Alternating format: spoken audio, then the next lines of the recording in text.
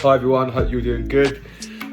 Before I begin this video today and you'd like to use OCD Recovery Coaching Services, please reach out to phil@ocdrecovery.com and he'll get back to you as quick as he can. So yeah, today guys, I thought I would speak about sleep. And yeah, just my journey with sleep, sleeplessness, and some of the things that can be involved with sleep. Fears around sleep, and how sleep can have an effect on OCD sufferers, and how we can get into the cycle of insomnia and how we can potentially get out of that. So yeah, with me, I had sleeplessness for about a year, I'd say, when I was chronically suffering from HOCD along with fear of fear. My sleep was pretty dreadful. During those times, I would have been lucky to have got 3 or 4 hours of sleep per night. I was completely, I was a zombie basically. My nervous system was just so fired up. It got to the point where, I just couldn't sleep. I thought, there was something wrong with me. I thought that my body wasn't able to sleep anymore. I thought my body was broken. I thought it was past the point of no return. I thought, how am I ever going to get back to sleeping well again? So yeah, obviously when you have, chronic fear of fear, your fear is very latch. You might be ruminating a lot before you go to sleep. Sleep isn't going to come so easily, you might. And even if you do go to sleep, you might wake up at night, you might have the shakes, you might have the sweats. And then when you do wake up at night, because your body's still so fired up, it's really difficult for you to get back to sleep. So it just kind of eludes you in a way. And this lack of sleep can cause a lot of suffering for the OCD sufferer. It can really perpetuate our fears. It can really catastrophize it, with sleep, there's a lot of health fears with that. What if I don't sleep well? What if it means I'm going to get a disease? What if it means that I don't know, my stomach's going to be churning the next day, which I tended to have when I had a bad sleep. It really messed with my gut health and my stomach. What if my immune system just is fighting this losing battle? What if I get a cold? What if I get sick? All these things that do happen with OCD. Real event OCD, driving. What if I'm tired and I go out on the road and drive and I hit somebody? What if I lose control? What if my brain is completely not with it, because it's just so tired and because I'm just so off guard? Like, what if I just act in a way that could harm somebody? What if I get really irate and miserable and moody and just act in a bad way towards somebody? What if the what if the lack of sleep perpetuates my fear cycle? I found that sometimes when I slept really bad, it actually probably added a bit more fuel into the fire in terms of OCD, just made you wired and really sort of brought those symptoms up. For me as well, a big one for me was HOCD, and I got obsessed with like testosterone levels. Obviously for guys, when they sleep in their REM sleep, they produce testosterone, and I thought, oh well, with HOCD I need to make sure my testosterone's really high, otherwise I'm not going to be heterosexual like I think I am. It's just going to perpetuate my HOCD fears and suffering. So that was a big one for me. And yeah, all of those fears, they might be familiar to you. All of these fears really just perpetuate the insomnia cycle, right? They make you chase sleep, and they make it sort of a doing rather than a being. I remember I got into the phase of having a really strict sleep schedule. So I'd be doing all sorts of things. I'd be having magnesium supplements, which basically just makes you a bit more drowsy. Blacked out curtains, no caffeine after like midday, a really, really strict bedtime routine, no screens after 9. And all of these things, that control of sleep that I just try to have actually just pulled sleep further away from me, and it made me just obsessed with sleep.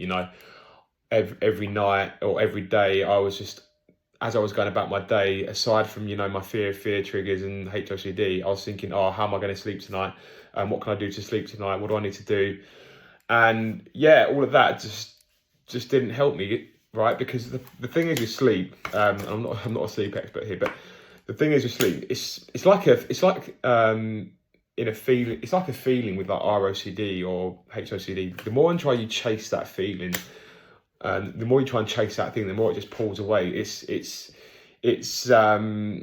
rigid. It's resistance, and it's not the being. It's a being rather than a doing, and it's just a form of resistance when you're trying to chase sleep.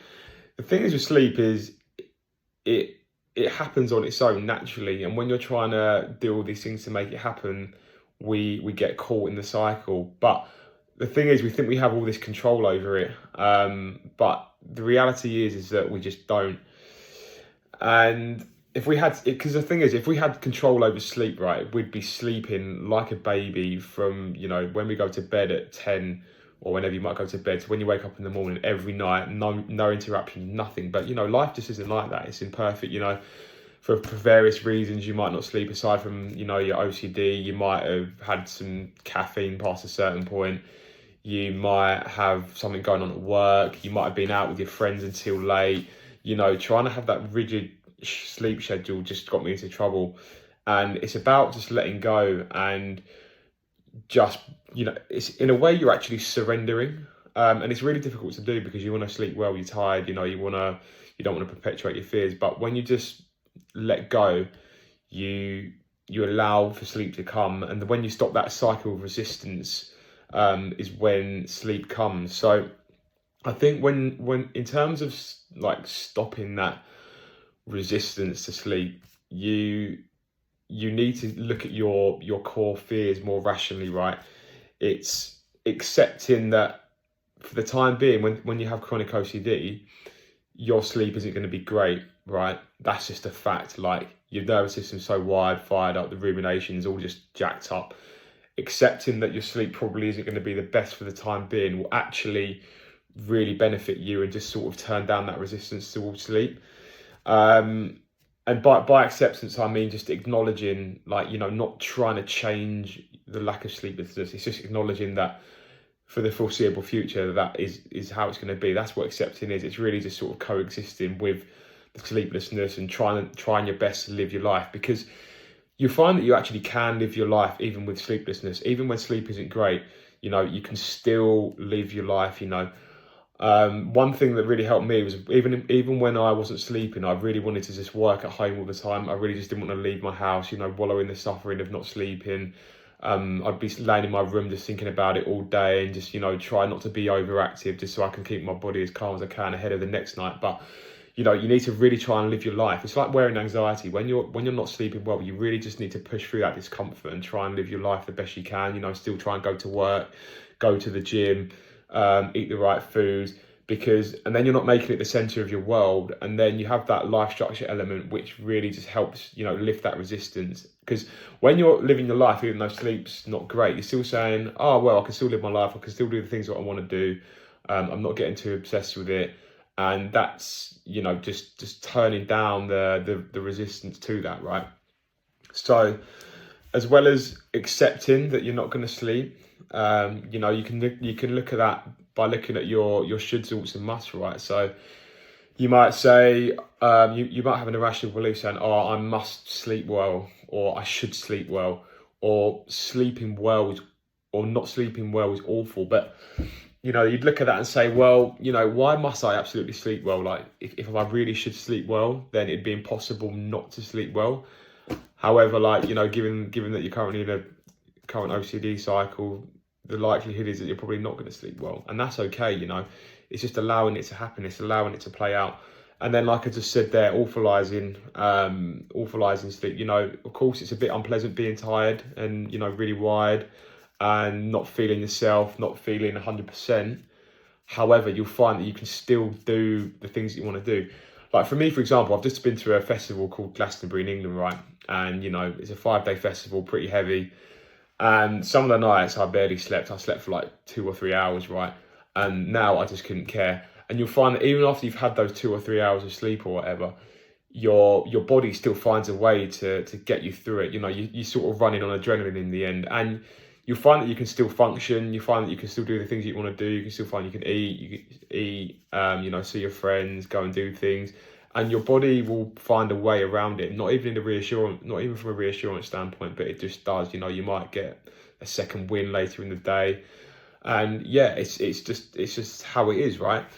So, you know, there's no real reason to be so sad or miserable about not having sleep. Yes, it is unpleasant, but like I said, you can still find a way to live your life.